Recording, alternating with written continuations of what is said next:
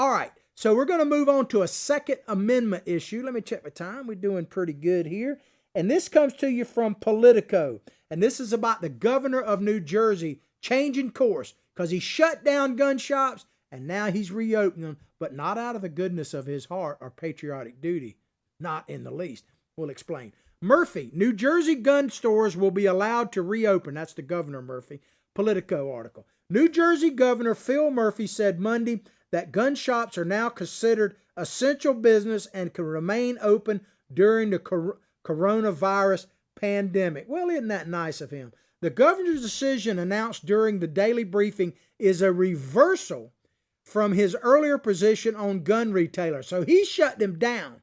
The president and his administration issued an order basically saying that gun shops are essential. And they are, man. He declared them essential businesses. But think about this. What would happen if Joe Biden were the president? Where would your Second Amendment rights be? Do you think he would say that gun ownership and gun businesses is essential? Well, I think we actually have some video evidence of what a Biden presidency might look like. First, we're going to start with somebody you hadn't heard from in a while. I call him Paco, but it's Beto O'Rourke, a guy that is so ashamed of what he did, he changed his name. He's supposed to be Robert Francis O'Rourke. I want to play for you a video, a little montage video of Beto O'Rourke on gun issues. Listen to it carefully, and we'll come back and explain to how this could impact your future. Check it out.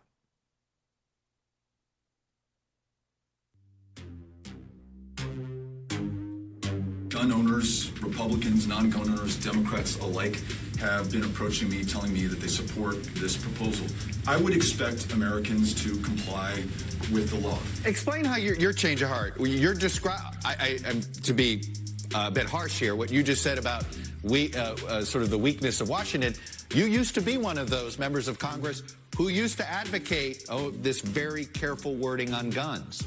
Where did you go wrong? I reject that. I reject that, Chuck. Okay. If you had, for instance, a mandatory buyback policy, how would law enforcement be protected from people who are essentially admitting that the way that they would protect their ability to own these weapons is to use them? My faith, my confidence is in the people of this country. All of them seem like they would follow the law. We are a nation of laws. It's part of what defines us and distinguishes us from the rest of the world. So I believe that America will comply with the law, and I believe that there will be a due process in devising the law in the first place, where we listen to stakeholders, all concerned and affected, but do not allow the delays that we've seen that have lasted decades to stop us from finally acting on this. So I don't want to give in to the hype or some of the scare tactics that have been employed. Most Americans are going to comply with the law. So, Congressman, you're talking about a willing give back of a gun, an American saying, yes, you can have my AR-15, but what you said is, hell yes, we're going to take your AR-15.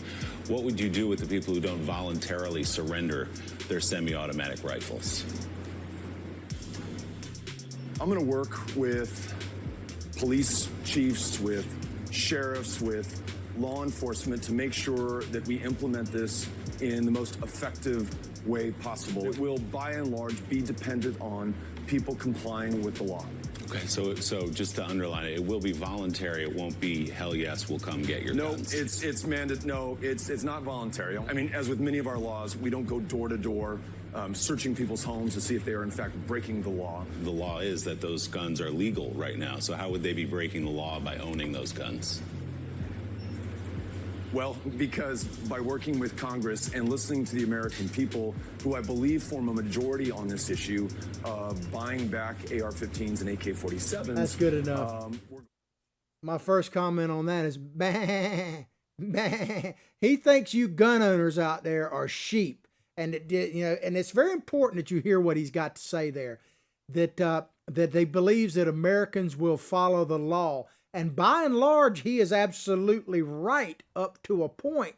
But here's the point I would tell you, Robert Francis, that it's not the problem that American people won't follow the law. Most Americans are law-abiding, especially legal gun owners. They're among the most law-abiding people out there. The problem is not law-abiding gun owners. It's the fact that criminals don't give a two hoots about the law. I mean, so this idea that the law-abiding citizens need to comply with the law that you would create in order to protect us is ludicrous. You need to find a way for the people that actually break the law to abide by the law, and that's pretty tough. It reminds me of something that happened to me when I used to be a substance abuse counselor. You know, I've been clean and sober now for 32 years, and it's just, I'm not a preacher and I'm not a law enforcement officer. I just know what's best for me. And I was working at a drug treatment center a few moons back, and we had this little brainstorming session every week in our staff meeting, and people would talk about what was happening with clients or their program. And this one lovely lady, God rest her soul, Henrietta, I miss her, she had this program. It was an outpatient program at night where people who were crackheads basically would come in at night and receive outpatient treatment. And she was talking about how, they were always late and they would leave groups and hard to pay attention. They wouldn't comply with the paperwork and all that. And she was at a loss as to what to do. So they went around the group brainstorming, and you got these people who have doctorate degrees, and everybody is very much concerned about this. And it gets to me, and of course, some of us are sicker than others. And because my degree at that time was from the School of Hard Knocks. And I said, well, what we really need is more reliable crackheads. That's what we need. We need to recruit more reliable crackheads to this treatment center. And everybody just kind of looked, and then they realized that, what I was saying was true, that you can't expect them to be responsible, because if they were responsible, they wouldn't be in drug treatment. Well, it's the same thing with guns, for God's sakes. You talk about law-abiding citizens, they're not the problem, Beto. But he's talking about, yes, oh yeah, they will take your guns, and he just expects you gun owners to go like, bam, and just turn them over. I got another thing coming for you. And let me ask this question too to you. Those statements were a few months ago when Beto was still in the campaign. Thank God we don't have to worry about a president, Beto O'Rourke, but maybe a cabinet member. We'll talk about that in just a second. But, what's the shelf life on some of those comments right now? There's a lot of things, boy, that the Democrats campaigned on in 2020, back in 2019, that you're not going to hear a whole lot about right now, because they absolutely seem completely ludicrous, like borders and no borders and a welfare state, letting everybody come in and get free health care. Looks a bit sketchy now. But here's why this really, really matters.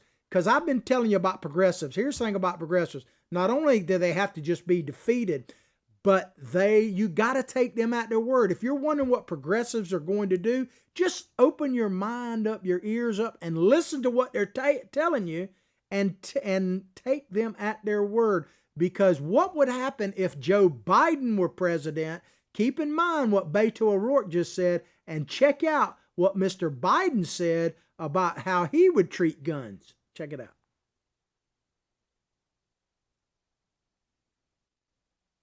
I want to make something clear. I'm going to guarantee you this is not last year's scene of this guy. You're going to take care of the gun problem with me. You're going to be the one that leads this effort. I'm counting on you. I'm counting on you. We need you badly. The state needs you. The country needs you. You're the best. There you go. Take him at his word. If Biden wins this election, and he could, keep in mind, Democrats have a heck of an advantage when it comes to this. This has nothing to do with who's actually running. That's why they're just putting old bloated Joe up there, any port in a storm, so to speak. The Democrat, whoever it is, gets California, Illinois, New York, and Massachusetts right off the top. Those states are guaranteed pretty much Democrat. That is a huge number of electoral votes. The Republican, in this case President Trump, has to thread a much narrower alleyway, a tighter rope there. So don't think for a second that a Democrat can't win in 2020. And the Democrats, as we said in our previous story, are trying to stack the deck, and we cannot allow that to happen. So if you care about your Second Amendment rights, you better start paying attention. At least 3 gun right organizations have filed lawsuits in recent days to force the state of New Jersey to allow gun stores to open. Several Republican lawmakers called on the governor to allow it as well. So they're trying to close these stores down. They're trying to deny your rights. We must remain vigilant. And let me tell you, I don't know about you, but because people know that I'm conservative and I'm a good old country boy, people are calling me. They think, for instance, that I must have a inside to guns or something, like I'm a guns dealer, which I'm not. And they calling me about this stuff. And some of them are extremely liberal progressives. But guess what? They like the borders. They're all for borders now. They're actually all for getting some guns right now as well. Funny how that old Second Amendment comes back into style, isn't it, man? But in accordance with guidance released over the weekend by the Federal Department of Homeland Security, this is what the governor said, Murphy said this, in accordance with the guidance, I want you to listen to this very carefully, especially this last part, with the guidance released over the weekend, President Trump, by the Federal Department of Homeland Security, we, like the king, we will allow firearms sellers to operate. Well, thank you so much. And he's talking about we, like he's the king we, imperial we. Let me read you a little something that we don't read near enough. So bear with me on this. We the people of the United States, in order to form a more perfect union, establish justice, ensure domestic tranquility, provide for the common defense, promote the general welfare, and secure the blessings of liberty to ourselves, not to you, Governor. You're no different. You're just an ordinary citizen. You happen to have a title. To ourselves and our posterity, do ordain and establish this Constitution of the United States of America. Not to the governor of New Jersey, sir. To the United States. And the we is not we the governor. It's we the dadgum people. And they seem to have forgot that quite a bit on both sides of the aisle. One person that hadn't forgotten that is Donald J. Trump, and neither has JMT here, man. Gun sales will be done by appointment only, Murphy said, and during limited hours. Murphy, who supports stricter gun control legislation, made it clear that he was reluctant to make this decision. He said, and I quote, it wouldn't have been my definition, but that's the definition at the federal level. I don't get a vote on that. So if it was up to him, New Jersey, and really if he were president of the United States, you wouldn't be able to get a gun. Now they're releasing prisoners and denying your right to self-defense. I'm not even necessarily arguing for or against the release of prisoners. Some of it makes sense. But they're releasing prisoners on the street at the same time denying your right to defend yourself. And are you listening out there? Those of you who are just now realizing the Second Amendment is in style, and why are people lining up to buy guns? Is it hunting season? I don't think so. Are you listening, people out there? Are you listening? Because let me tell you, people like the popular Governor Cuomo, well, let's just play something he said about gun rights in his state. Check it out. We need a gun policy in this state that is reasonable, that is balanced, that is measured. We respect hunters and sportsmen. This is not taking away people's guns. I own a gun. I own a Remington shotgun. I've hunted. I've shot. That's not what this is about. It is about ending the unnecessary risk of high-capacity assault rifles. That's what this is about.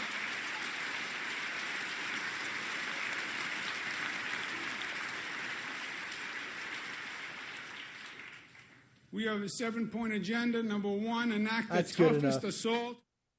Notice how he has to read from the teleprompter about that. He doesn't care about guns. And he also had another speech where he said, it doesn't take 7 shots to kill a deer. Well, let me tell you, Andrew, the Second Amendment has never, ever been about hunting. Never, okay? Never. Let me say that one more time. The Second Amendment has never been about hunting.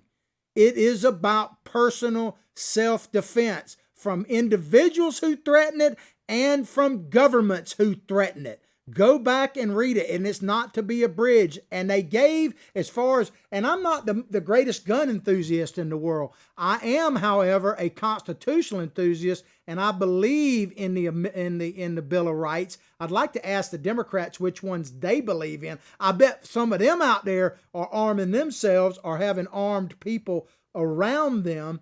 The Second Amendment is about defense of your life, liberty, and the pursuit of happiness from those who would try to take it away, both foreign and domestic. Period. It's not about that other stuff. And it just gets me because our forefathers paid for these rights in blood, baby, in blood.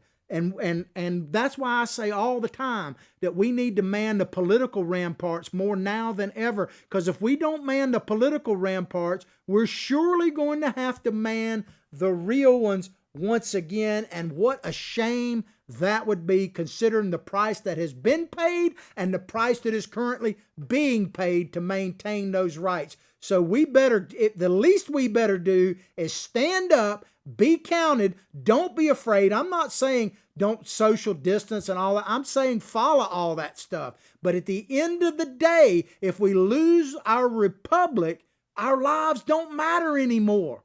I mean, that's just, I don't know how else to say it. I try to be funny sometimes, but when it comes to the Constitution, there ain't no humor in when we're losing. There's a lot of humor in the pursuit of happiness, but if you take that away from me and my sidekick Billy Bob here, because I am a fish whisperer, some of us are crazier than others. He's my psychic sidekick. He has a Twitter handle, by the way. It's at Billy Bob Bass 1, and mine is at John Martin Talks.